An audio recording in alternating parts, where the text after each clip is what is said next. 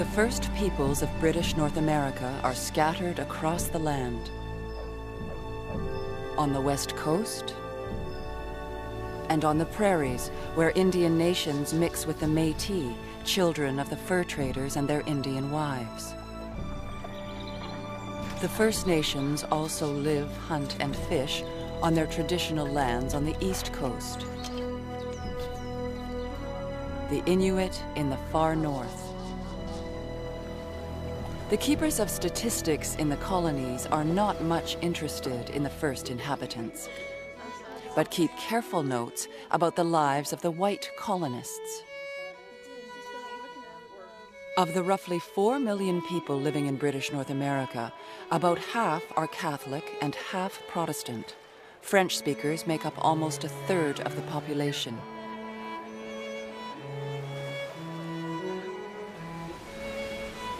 Most people marry in their 20s. Men promise to provide for the family, and women agree to submit to the authority of their husbands. Women have no more legal rights than their children. The average couple has 6 to 8 children.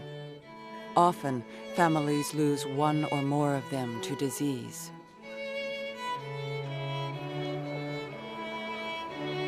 In mid-century, the citizens of British North America are joined by refugees fleeing oppression. In a generation, they will transform their adopted country.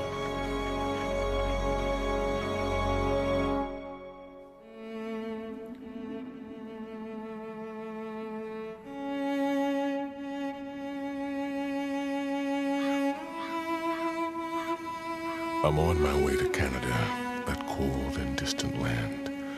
The dire effects of slavery I can no longer stand. Farewell, oh master, don't come after me. I'm on my way to Canada, where colored men are free.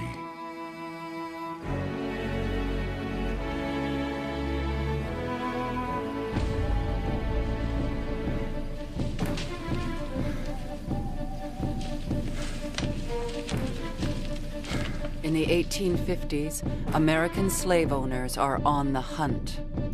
A vicious new law gives them the right to pursue escaped slaves anywhere they want in the United States. Even northern cities are no longer safe havens.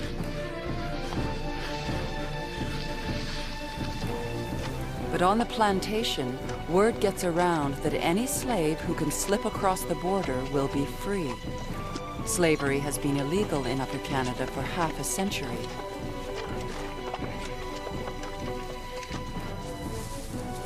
Fearing a mass exodus, slave owners spread rumors of their own. Canada is a barren country. Abolitionists are cannibals. They get you darkies up there, fatten you up, and then boil you. For those willing to risk everything for a chance at freedom, Harriet Tubman will lead the way to Canada. There are 2 things I had a right to: liberty or death. If I could not have one, I would have the other, for no man should take me alive.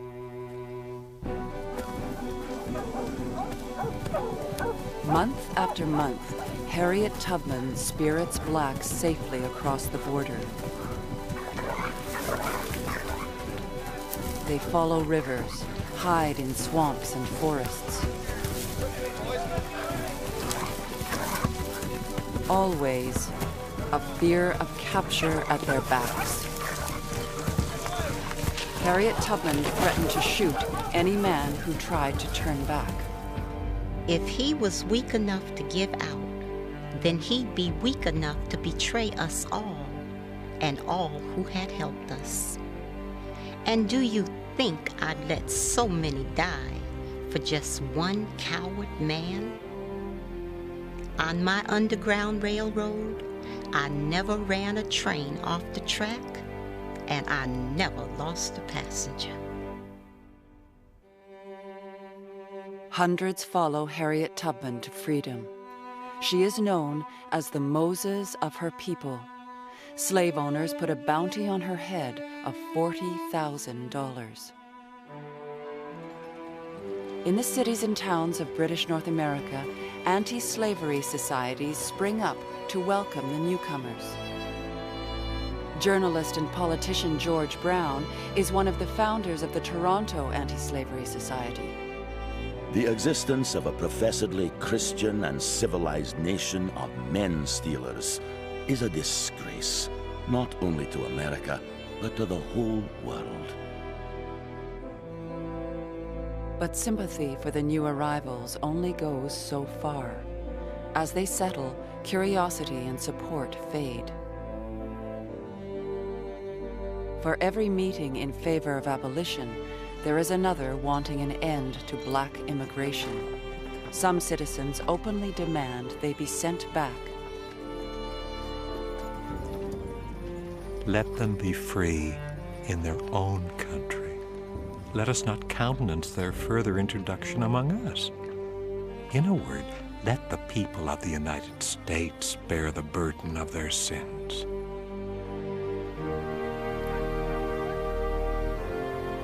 In spite of the hostility, a black community takes root.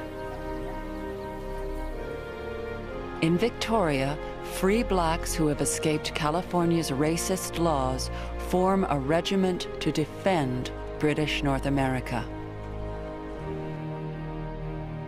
Neither victuals, clothes, nor money. I received only a welcome.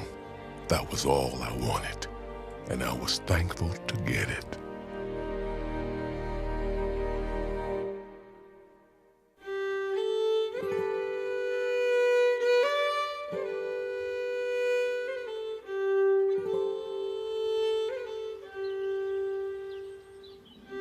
In the 1840s, disaster strikes the Irish peasantry.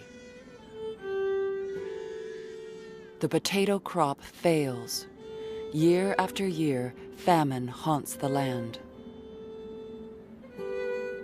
Unable to pay their rent, families are evicted from their homes by ruthless landlords, often at the end of a battering ram. By the time the worst is over, 1 million people will have died of disease and starvation. Survivors are forced to emigrate.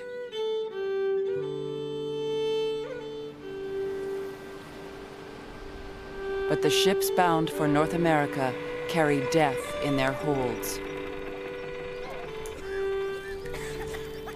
Overcrowded and unsanitary, they are known as the coffin ships.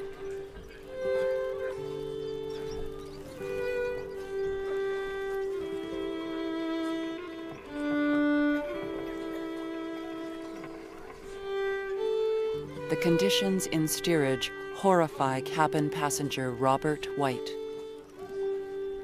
Passing by the main hatch, I glimpsed one of the most awful sights I ever beheld. A poor female patient was lying in one of the upper berths, dying. I recollected remarking the clearness of her complexion when I last saw her in health shortly after we sailed. She then was a picture of good humor and contentment. Now, how sadly altered. She had been nearly 3 weeks ill and suffered exceedingly until the swelling set in, commencing at her feet and creeping up her body to her head. Her afflicted husband stood by her, holding a blessed candle in his hand and awaiting the departure of her spirit.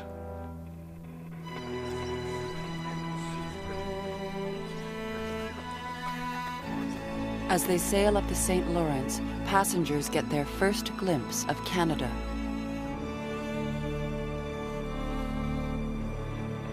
But the ships flying the flag of disease do not dock at Quebec, but at a windswept island called Gros-Île.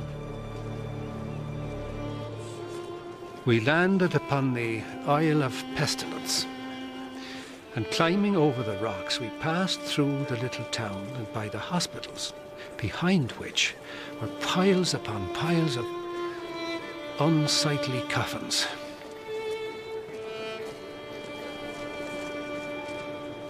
Many spend their last days at the quarantine station on Grosse Ile, staring across the St. Lawrence at the land where they had hoped to start a new life.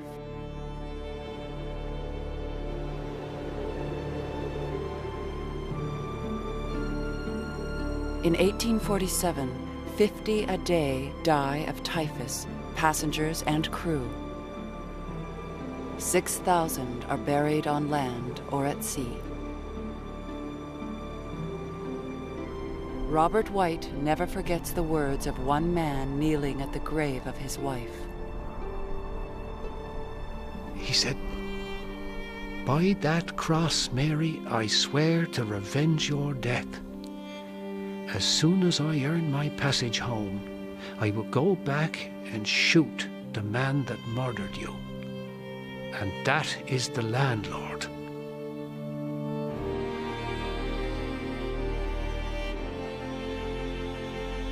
Many children whose parents have died are adopted into French-Canadian families. Their names will live on: Doyle, Murphy, Ryan, Johnson.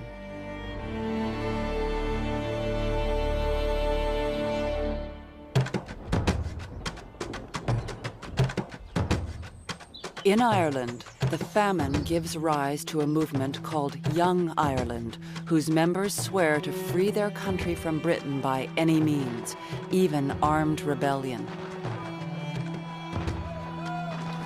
A young writer named Thomas D'Arcy McGee joins the movement. I am one of those who are called Young Ireland, a body of men whose worth will be better known 10 years hence than it is now. But the British don't wait. They quickly suppress the planned rebellion. McGee becomes a wanted man with a price on his head.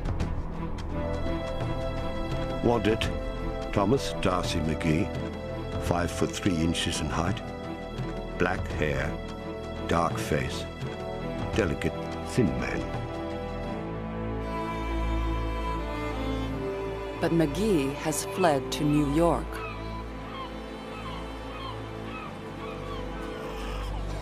American cities swarm with survivors of the famine. Destitute, often sick, they meet resentment and prejudice.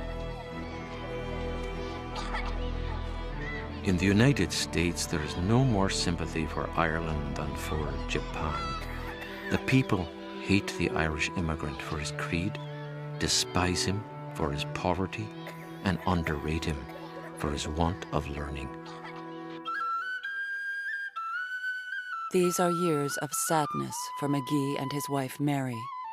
Years haunted by poverty, intolerance, and the deaths of 3 of their children.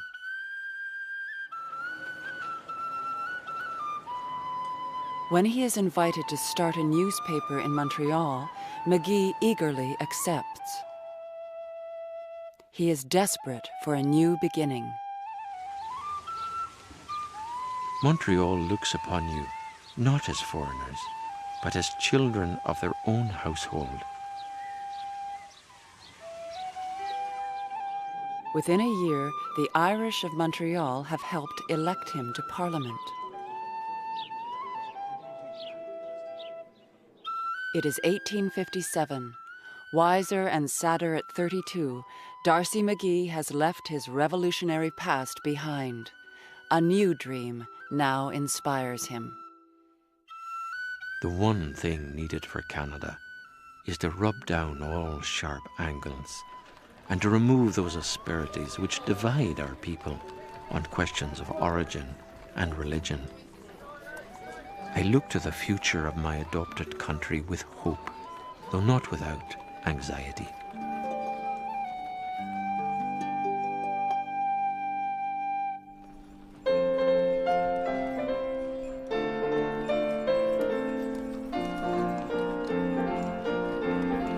We must show ourselves equal to the changes brought by progress. We are at the beginning of a new era that will eclipse all that has come before. In the early 1860s, Montreal is in the throes of an economic revolution. It is a place where people can transform themselves.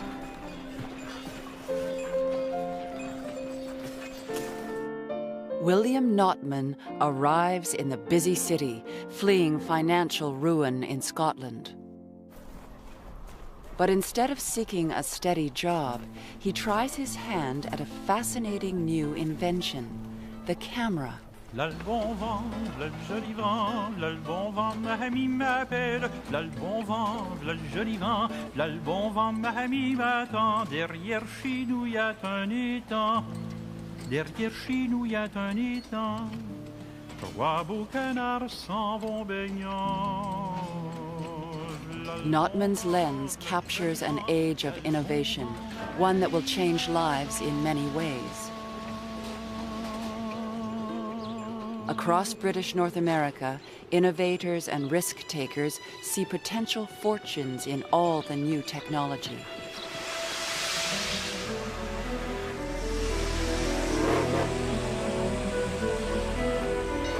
Especially the steam-powered locomotive. The Grand Trunk, centered in Montreal, embodies the optimism of the era.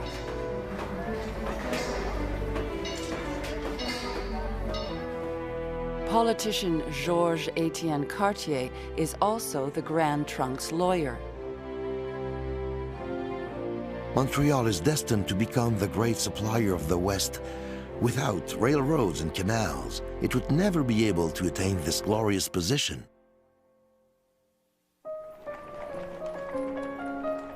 Cartier has frequent sittings at the Notman studios.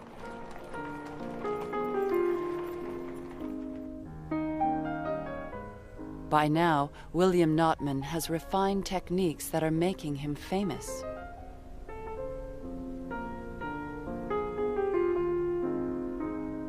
A neck brace keeps the subject's head still.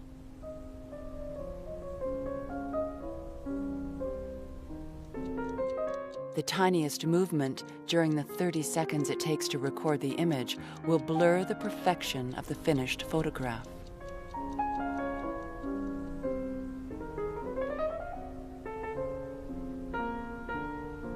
At $2 a sitting, photography is still the preserve of the wealthy.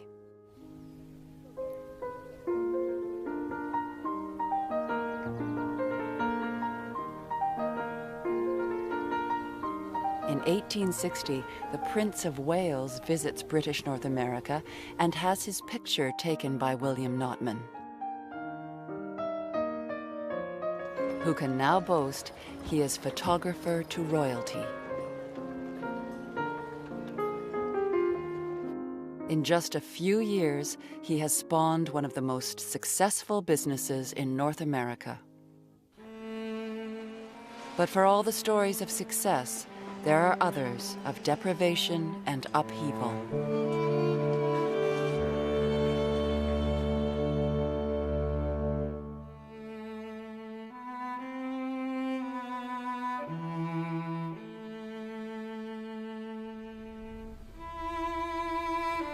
When he was 21, a young pharmacist in New Brunswick witnessed something so shocking it haunted him for the rest of his life.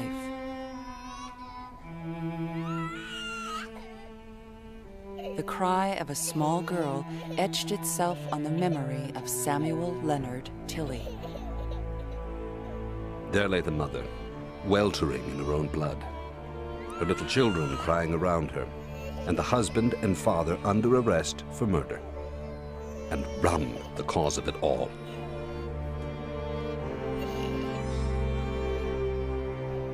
Tilley resolves to rid the world of the evils of alcohol and devotes himself to the cause of prohibition. Fighting the alcohol habit is an uphill battle when booze is cheaper than clean water, and where a dipper waits behind store counters, free to all good customers. Citizens are constantly lectured about the dangers of drink, But politicians barely seem to notice another problem that haunts the growing cities.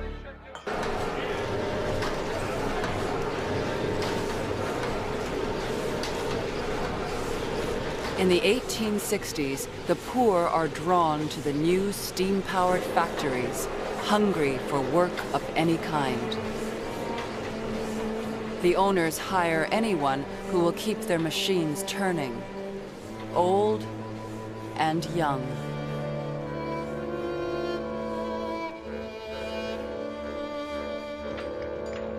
Some are expected to work for nothing during their first months on the job. And the troublesome ones are beaten. If a child did something, like look to one side or another, the boss would say, "You will pay 10 cents for that." And if he did it 2 or 3 more times, then the boss would take a club and beat him. As always, winter is hardest on the poor.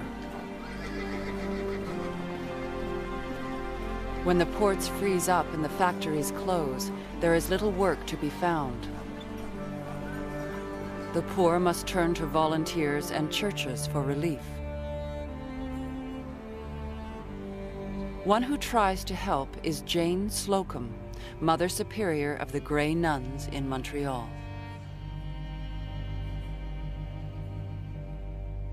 Another winter of utter misery. The poor are starving to death. Scarcely a day passes without someone asking for shelter. I believe that if we had a shelter that could accommodate 1,000 more, we could easily fill it. Every day, children are found abandoned on the steps of charities. Little is known about them. Some are Irish, their parents dead from typhus. Others from families too poor to feed or clothe them. They arrive, without names, on the verge of starvation.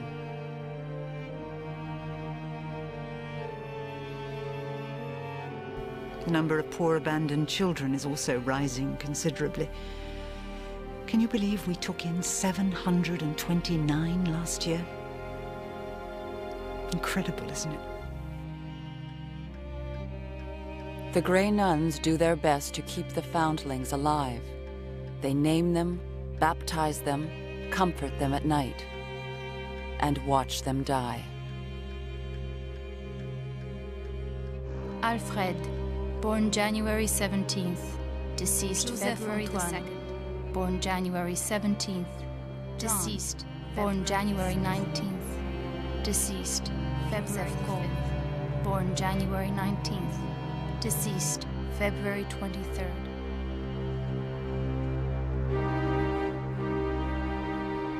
Of the 729 placed in their care that year, only 33 survive.